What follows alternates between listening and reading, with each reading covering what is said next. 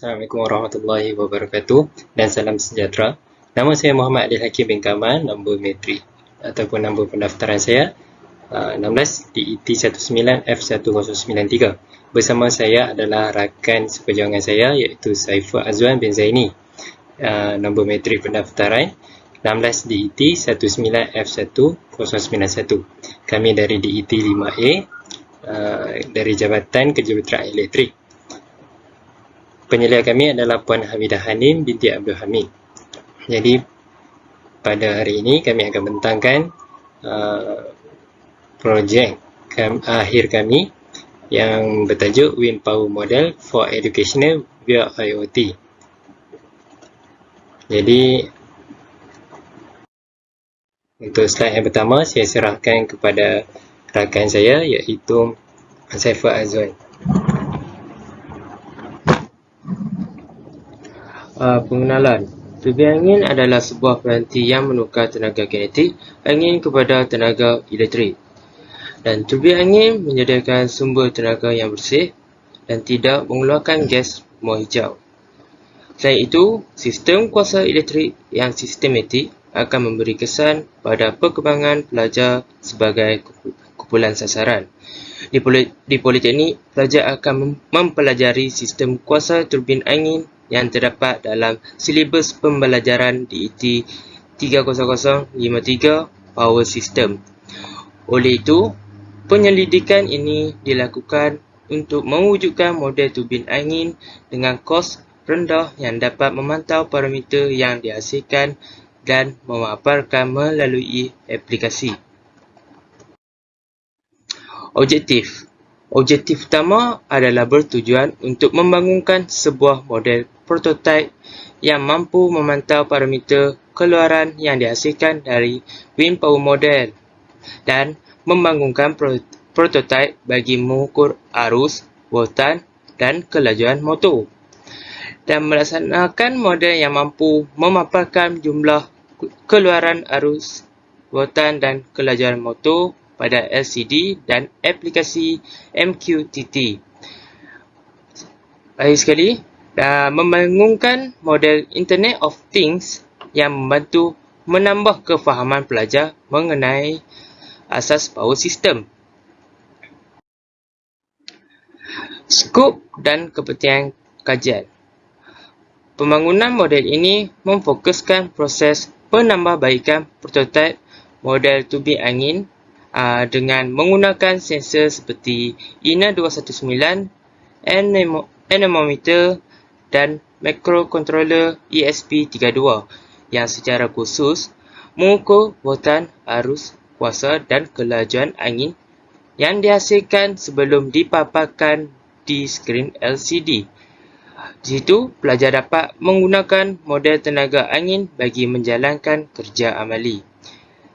Selepas itu, pelajar juga dapat meningkatkan kefahaman pelajar mengenai asas sistem kuasa turbin angin. Slide yang seterusnya saya akan beri kepada Muhammad Adil Hakim untuk membentangkan. Bismillahirrahmanirrahim. Jadi metodologi dan bahan yang digunakan bagi kajian ini adalah yang pertama sekali kita dapat melihat rajah blok di atas menerangkan tentang anode, gateway dan users, di mana pada bahagian anode terdapat ESP32 yang disambungkan kepada sensor-sensor yang digunakan. Seterusnya ke gateway ataupun penghubung di antara pengguna dan anode. Jadi seterusnya barulah ke pengguna.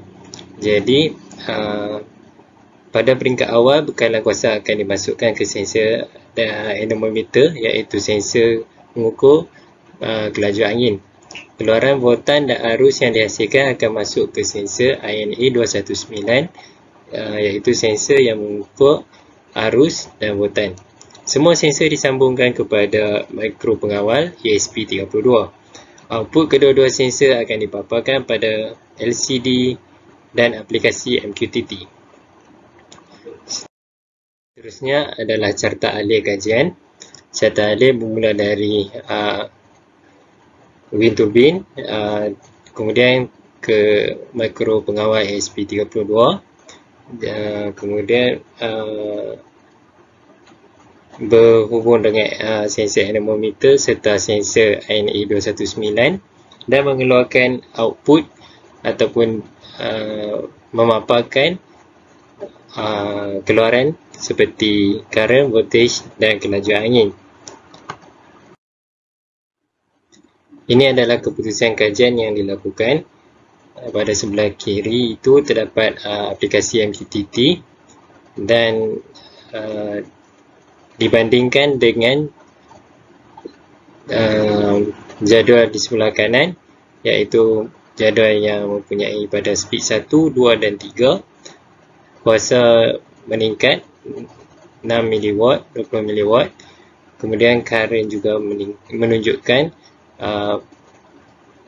gaya yang meningkat. Seterusnya, voltan yang dihasilkan adalah sekata dan kelajuan angin juga adalah meningkat dari 4.5 meter per second berubah kepada 7.6 meter per second serta berubah kepada 9.4 meter per second.